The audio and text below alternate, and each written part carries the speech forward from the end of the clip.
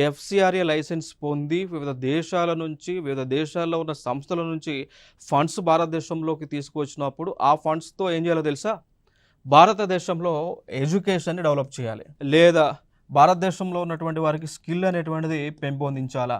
లేదా భారతదేశంలో ఉన్నటువంటి కుటీర పరిశ్రమ గానీ, సెల్ఫ్ హెల్ప్ గ్రూప్స్ గానీ, సోషల్ వెల్‌ఫేర్ యాక్టివిటీస్ అనేటువంటివి చేయాల్సి ఉంటుంది ఈ ఫండ్‌తో. లేదా హాస్పిటల్స్ కావాలంటే హాస్పిటల్స్ అయినా వారు కన్‌స్ట్రక్ట్ చేయొచ్చు. నథింగ్ బట్ మెడికల్ ఫెసిలిటీస్‌ని మెడికల్ ఫెసిలిటీలను ప్రొవైడ్ చేయొచ్చు అండి. బట్ అవి కాకుండా ఈ ఫండుని రిలీజియన్ కన్వర్షన్స్ కోసం, మత మార్పిడి కోసం గనక ఉపయోగిస్తే వెంటనే ఆ లైసెన్స్‌ని కేంద్ర ప్రభుత్వం ఇమ్మీడియేట్‌గా క్యాన్సిల్ చేస్తదండి.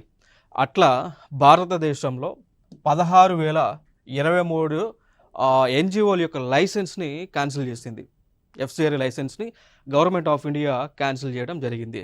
దాంతో పాటు 20,711 ఈ యొక్క రాడికల్ ఆర్గనైజేషన్స్ ఏవైతే ఉన్నాయో వారి యొక్క లైసెన్స్‌ని కూడా కేంద్ర ప్రభుత్వం క్యాన్సిల్ చేయడం జరిగింది.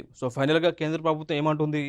ఏదైతే ఫండ్స్ వివిధ దేశాల నుంచి భారతదేశంలోకి వస్తుందో, ఆ ఫండ్‌ను ఉపయోగించుకొని భారతదేశంలో టెర్రరిజాన్ని డెవలప్ చేయడానికి, రిలీజియన్ కన్వర్షన్‌లను పెంచడానికి ఉపయోగిస్తున్న సందర్భాన మేము రద్దు చేశామని గవర్నమెంట్ ఆఫ్ ఇండియా అఫీషియల్‌గా స్టేట్మెంట్ అనేటువంటిది ఇవ్వటం జరిగింది.